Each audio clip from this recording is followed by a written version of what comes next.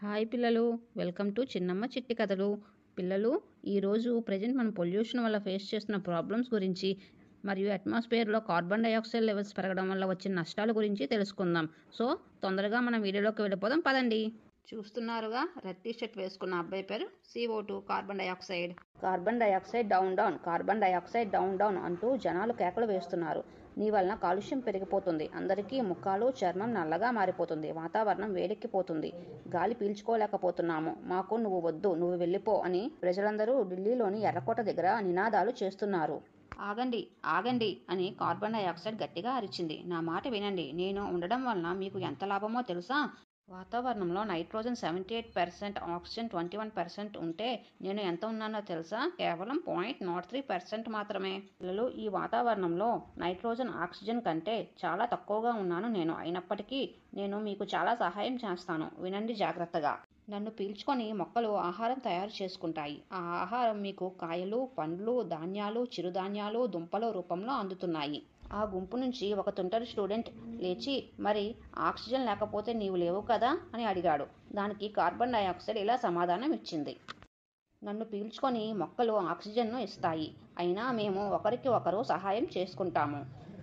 ఇంకో ముఖ్యమైన విషయాన్ని చెబుతా వినండి. నేను లేకపోతే మీరు ఉండే భూమి అనే గ్రహం -50 నుంచి 60 డిగ్రీలలోకి పోయి చల్లగా మారిపోతుంది. మీలో రక్తం గడ్డకట్టుకుపోతుంది, మీరు అసలు జీవనం సాగించలేరు. నేను ఉండబట్టే భూమి వెచ్చగా ఉంటుంది. మీ జీవనానికి, మనుగడకు కావలసిన వెచ్చని వాతావరణం కలిగి ఉంటున్నారు, అర్థమైందా? ఆ గుంపు నుంచి ఒక కుర్రాడు లేచి, సూర్యుడి నుంచి కదా వేడి వస్తుంది అని అన్నాడు. అప్పుడు కార్బన్ డైఆక్సైడ్ ఇలా అంది, నిజమే, కానీ మిగిలిన గ్రహాలకు కూడా సూర్యుని ఉష్ణోగ్రత తగులుతుంది.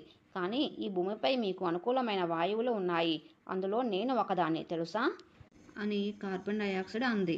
అప్పుడు జనాలు అందరూ గోల చేస్తూ, మరి భూమి ఎందుకు వేడెక్కుతుంది? నీ వల్లనే కదా అని అడిగారు. భలే వారే, దానికి నేను ఎలా కారణమవుతాను?